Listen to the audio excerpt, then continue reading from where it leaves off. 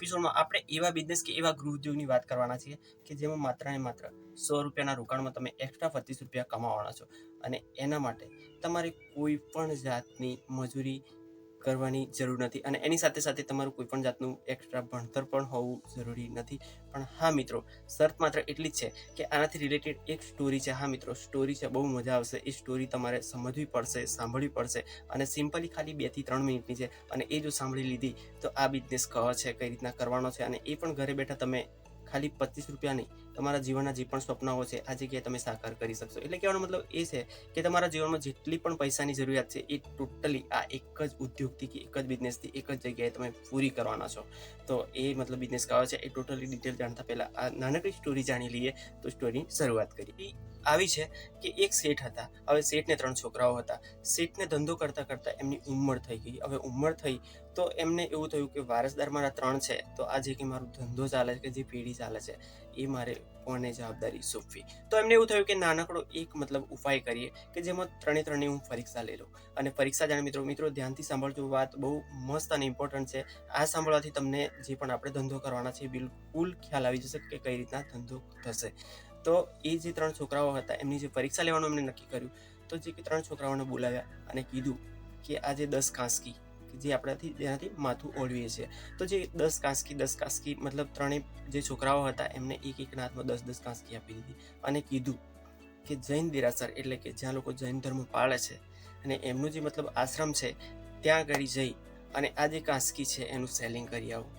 તો આપણે ટૂંકમાં જ બતાવી દઈએ. 3 ઉપડી ગયા સેલિંગ કરવા માટે. તો જે પ્રથમ છોકરો ગયો એને પૂછ્યું ત્યાં જઈને, તો ત્યાં તો તમને પણ ખ્યાલ જ હશે કે જે જૈન લોકો હોય છે, કે જૈન સાધુઓ કે મહાત્માઓ હોય છે, એ લોકોના માથા પર વાળ નથી હોતા.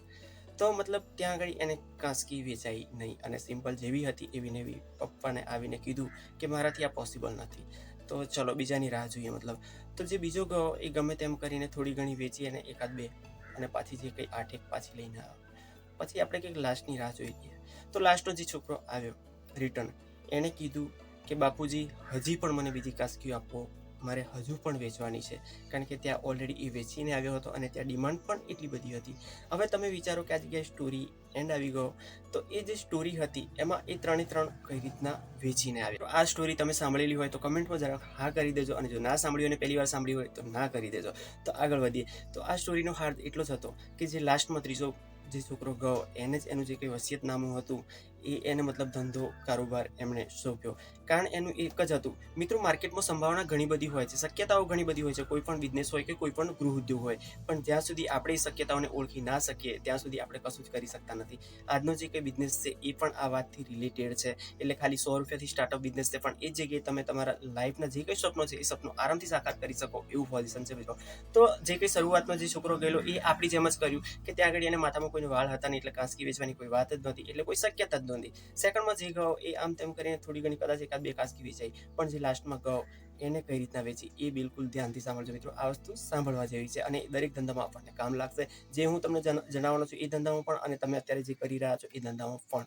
તો એ છોકરાએ જે એમનો જે કંઈ જૈન મેન સાધુ હતો, એ જે કંઈ ગુરુ હતો, એમને સંત મહાત્માને મળ્યો અને એને વાત કરી કે તમારે આ વસ્તુની જરૂરત નથી, મને ખબર છે, પણ તમારા દર્શન માટે તમારા જે પણ સેવકો આવે છે એમને તો ઓલરેડી વાળ તો હોય છે, એ લોકો ઘરે કાંસકાથી વાળ ઓળવતા જ હોય છે.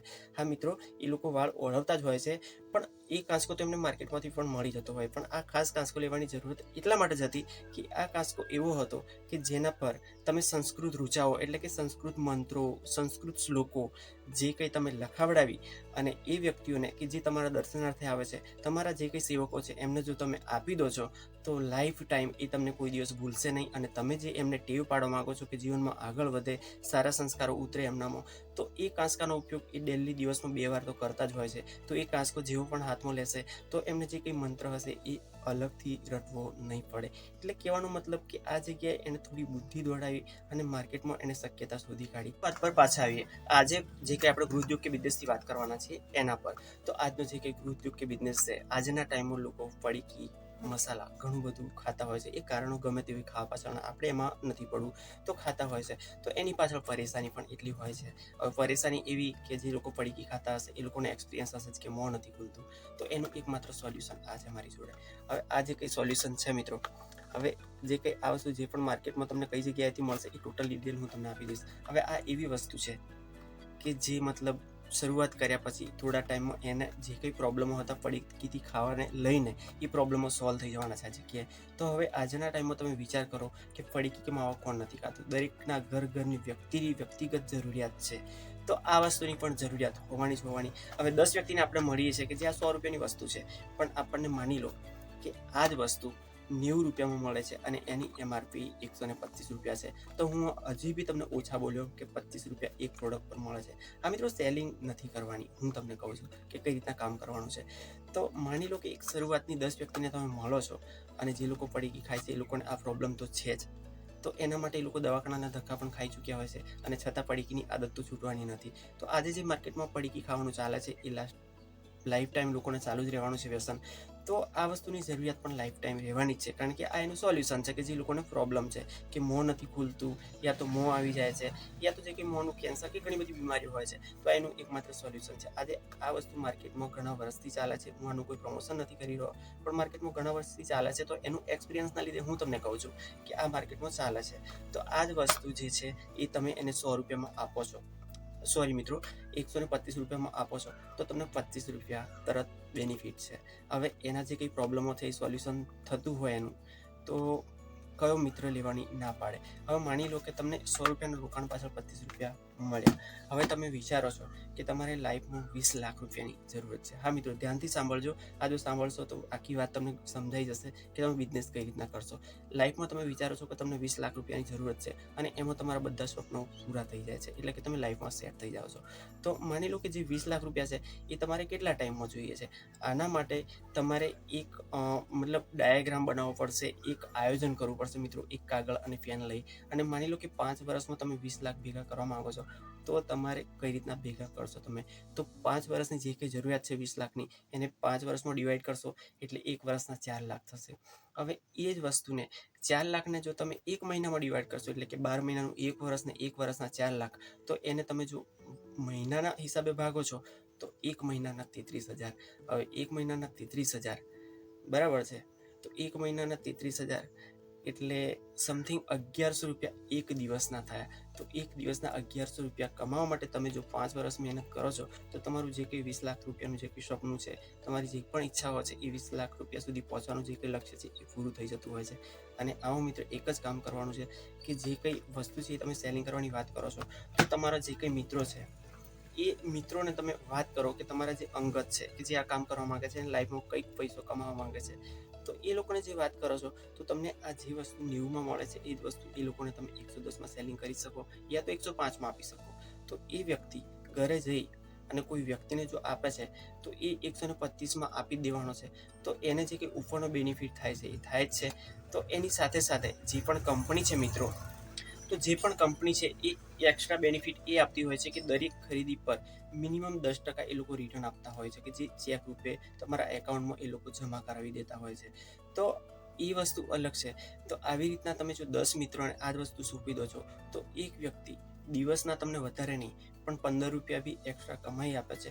તો એ વ્યક્તિ જો 10 વ્યક્તિને મળી અને 150 રૂપિયા જો તમને આપે છે, તો તમારા 10 વ્યક્તિ તો 1500 રૂપિયા તો તમે દિવસના આરામથી કમાઈ લો છો. હા, શરૂઆતમાં થોડું તમને અઘરું લાગશે અને મારી વાત ખાલી પ્રેક્ટિકલી નથી, ખાલી થિયરિકલ છે, એટલે તમને એવું લાગશે કે ખાલી થિયરીમાં વાતો કરવી મતલબ થઈ જાય, સિમ્પલ છે. પણ આ જ વસ્તુ પ્રેક્ટિકલમાં લાવવા માટે થોડી ઘણી મતલબ રાહ જોવી પડે, થોડું પેશન્સ રાખવું પડે, ધીરજ રાખવી પડે. અને હેન્ડલિંગ જો તમે રેગ્યુલરલી પાર્ટ ટાઈમ કરો છો તમારા ધંધાની સાથે સાથે, તો આજના ટાઈમની આ વસ્તુ જરૂરિયાત છે મિત્રો. કારણ કે પડીકી કોઈ નથી ખાતું એવું નથી. મોસ્ટ ઓફ 80% લોકો પડીકી ખાય છે અને મિનિમમ 50% લોકોને આ પ્રોબ્લેમ છે કે જે પડીકી ખાતો હોય એને તમે પ્રશ્ન કરી જોજો કે તારું મોં કેટલું ખુલે છે, એના મોંમાં 3 આગળી પણ જતી નથી. તો એ વસ્તુની આ જરૂરિયાત છે. તો શરૂઆતમાં તમે એકવાર જો એને આપો છો તો 1 મહિના પછી રિટર્ન તમારી જોડે માંગશે, કારણ કે આ વસ્તુ જે કંઈ આપણા દાંતને તો મતલબ ચોખ્ખા રાખે જ છે, પણ એની સાથે સાથે બીજા પણ અનેક રોગોથી પોતાને મતલબ એક હેલ્થની માટે પણ બહુ સારામાં સારી પ્રોડક્ટ છે. તો એ દ્રષ્ટિએ જોવા જઈએ તો એને તો ફાયદો છે જ, પણ એની સાથે સાથે એક 25 રૂપિયાની ઇન્કમ જે તમને તમારા જીવનમાં ધારેલી જે કંઈ ઇન્કમ છે કે 20 લાખ રૂપિયા કે તમારા જે કંઈ સ્વપ્ન છે એ સાકાર કરવા પૂરતી છે. પણ મિત્રો હા, આજે તમે આ જગ્યાએથી કોઈ પણ ધંધાની શરૂઆત કરશો તો જ. અને સ્ટોરીમાં તમને જે રીતના જણાવ્યું મેં એવી રીતના જો શક્યતાઓ જોશો તો શક્યતાઓ તમને દરેક જગ્યાએ દેખાશે. બાકી પ્રથમ છોકરો જે ગયો અને શક્યતા નથી એવું જો વિચારો છો તો માર્કેટમાં ક્યાંય પણ કોઈ પણ ધંધામાં શક્યતા નથી.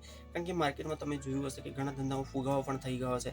અને આપણે એવું જ વિચારીએ છીએ કે આપણો જે ધંધો ચાલે છે, મતલબ કરવા માંગીએ છીએ એ ધંધો ઓલરેડી બીજી જગ્યાએ ચાલે છે, પણ આપણો ધંધો ચાલશે કેમ? યુનિક તરીકાથી કરો અને એમાં જે પણ શક્યતાઓ છે એમાં ફૂલ તમે મહેનત મતલબ કરો છો તો તમે તમારા લક્ષ્ય સુધી 100% પહોંચી શકશો. વેલ મિત્રો, આજના એપિસોડમાં આટલું જ. અને આ જે કંઈ પ્રોડક્ટ છે એની ડિટેલ હું નીચે ડિસ્ક્રિપ્શનમાં નાખી દઉં છું. ત્યાં આગળ જઈ તમે ઓનલાઈન પણ પરચેઝ કરી શકો છો. અને હા મિત્રો, તમારી આજુબાજુ સ્ટોક પોઈન્ટ હોય તો ત્યાં આગળ પણ આ વસ્તુ તમને અવેલેબલ થઈ જશે. ખાલી ને ખાલી ગૂગલ પર તમે સર્ચ કરશો તો તમારી નજીક જે પણ આનું સ્ટોર હશે એનું લોકેશન તમને મળી જશે. ત્યાંથી તમે મેં કીધું એ કિંમતે આરામથી ખરીદી શકશો. અને જો ખ્યાલ ના આવે તો મારો મોબાઈલ નંબર તો ઓલરેડી ડિસ્ક્રિપ્શનમાં છે જ, તો કોલ પણ એની ટાઈમ તમે કરી શકો છો. હું જવાબ આપવાની કોશિશ કરીશ. તો મળીએ આવતા એપિસોડમાં કંઈક નવું લઈને. અને એપિસોડ જો યોગ્ય લાગ્યો હોય તો એક લાઇક જરૂરથી કરી દેજો. અને મળીએ ત્યાં સુધી ફરીથી એકવાર. જય હિન્દ, જય ભારત.